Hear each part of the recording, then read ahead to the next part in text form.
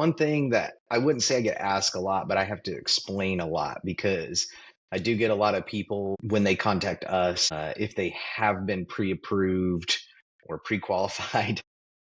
Yeah. A lot of times it's from a national lender or an out-of-state lender. And from a realtor perspective, which of those two things they have done is very important. And you can't always tell because lenders call Yes.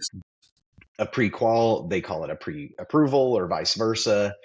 I don't know about other states, but in Missouri, there's no rule or regulation about what you call that letter that I'm aware of. And so Yeah. it matters a lot. And so let's just talk about what the difference is between, we'll just use our terminology for it, but a pre-qualification letter versus a pre-approval letter, and what goes behind that before your realtor takes that and then submits that with an offer.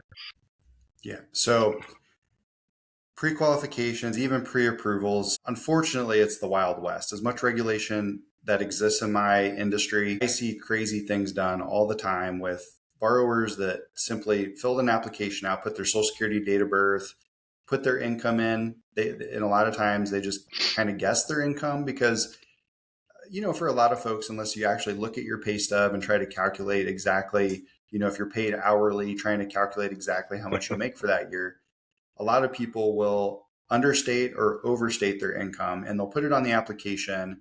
And I've seen some lenders not actually verify pay stubs, not look at W-2s, not look at bank statements, not even completely look at the application, but then issue a letter. Now, what I feel bad about is that a borrower that's not in the industry thinks that that's wonderful. That's so easy. I barely had to fill anything out and I get this letter.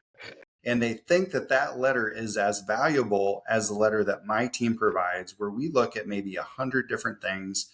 We try to proactively look at the things that we know are going to come up later. And that's the big thing. The lenders that just hand the letters out, but don't actually review anything, the disservice that they're doing to the buyer, that the buyer doesn't realize, is that there are going to be things that are going to come up because all of these programs, for the most part, are government agency programs that have the same requirements.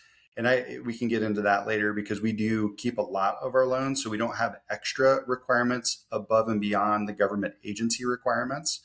But all of the programs have like a baseline of these things are going to have to be submitted. They're going to have to be reviewed.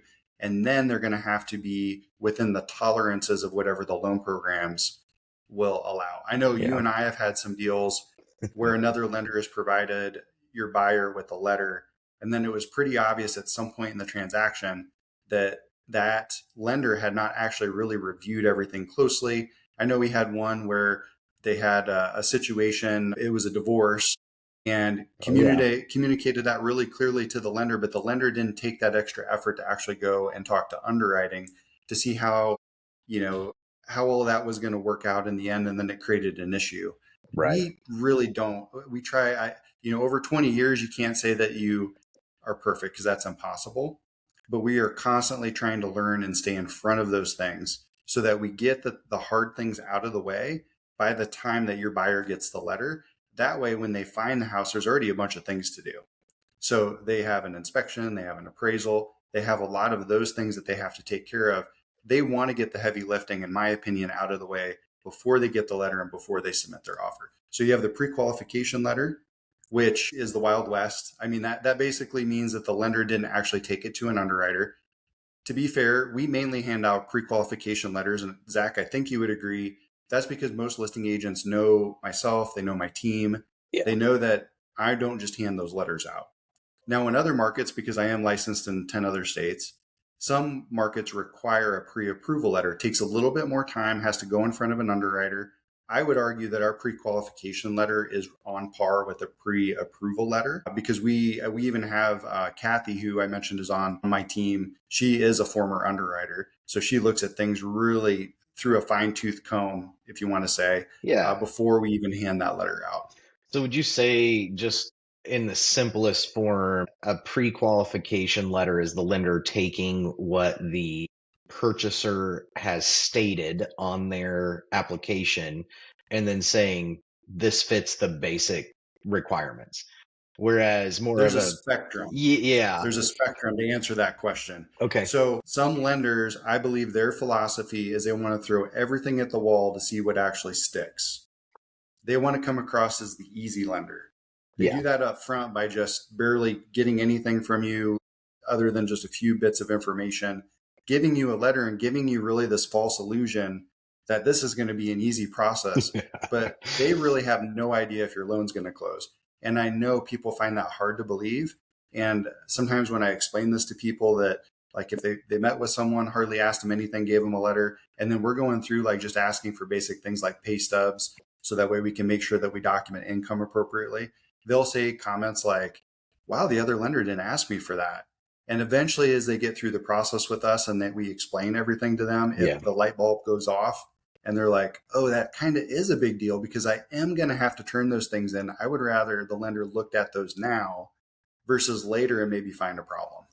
Yeah, and kind of to piggyback on that from a realtor perspective, and we didn't really hit on this, but it's very important that you have a local lender, in my opinion, somebody that the community trusts and the community of realtors trusts, because it matters to me more if I get a pre-approval with an offer from Flat Branch than I do from just some random lender I've never heard of. It changes the way I advise my clients and whether to take an offer or not. And then the second thing is you want that letter before you go searching for houses, because if you find a house, certain houses, at least in our market, move very, very quickly. And so you don't want to find a house of your dreams, go through the process of getting a pre-approval letter and then it getting sold out from underneath you because you weren't ready to make that offer. So the single biggest mistake I tell home buyers is that most of them don't start the pre-qualification process early enough. Yeah. And I get it. They want to see what's out there. And then they, as you know, they oftentimes find things sooner than they thought they were going to. Yeah. And we certainly make that work. But if you take a borrower that makes their application, they've not started searching yet, so they're not rushed, they're not stressed out, it takes 10 to 15 minutes to fill that out, it takes a few minutes to gather just a few financials to send to us. Let us work on it for free. We do a soft inquiry, so it doesn't even count as a hard inquiry. Yeah. We end up doing a hard inquiry later on. I think that's one of the things people are concerned about is, well, I don't want it to hit my credit a bunch. And then the other thing I hear a lot is, well, we may not be buying for 3 or 4 months. I don't want to do it now because it expires. Great thing to bring up. Yeah. So our pre-qualifications, we have to put an expiration date because even with the soft pull, that soft pull does eventually become non-relevant. Yeah.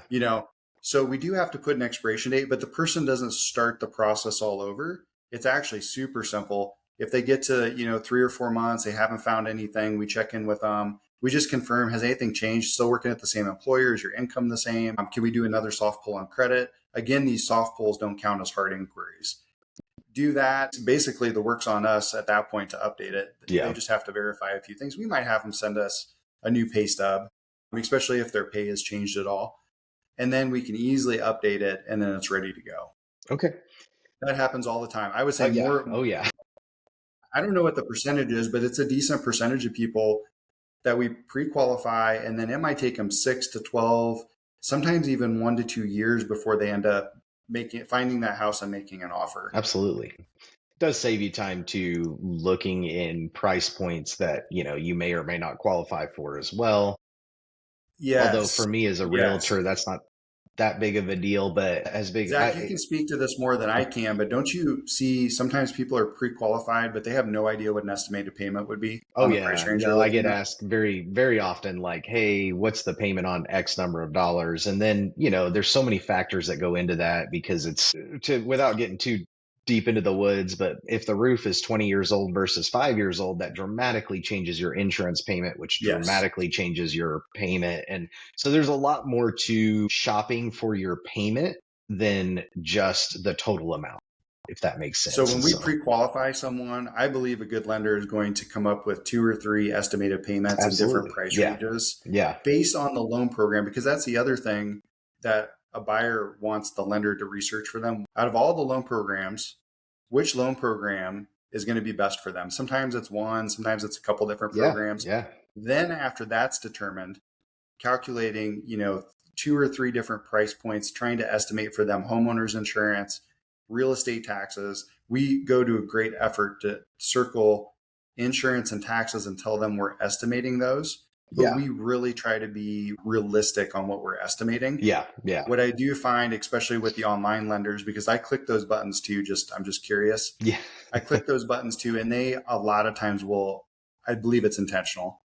It's my opinion. Particularly that with insurance. They will underestimate homeowners insurance, real estate taxes. Yeah. And the borrower's like, well, the payment's less. Then they find out that you can't, just because the lender estimated those, at the end of the day, they're going to be the same regardless of the lender that you go with. You want to work with someone that's going to be realistic with you up front so that you're not surprised and stressed out later that your payment's $100 more than you thought it would be. Yeah. I mean, the worst thing in real estate is surprises. Yes.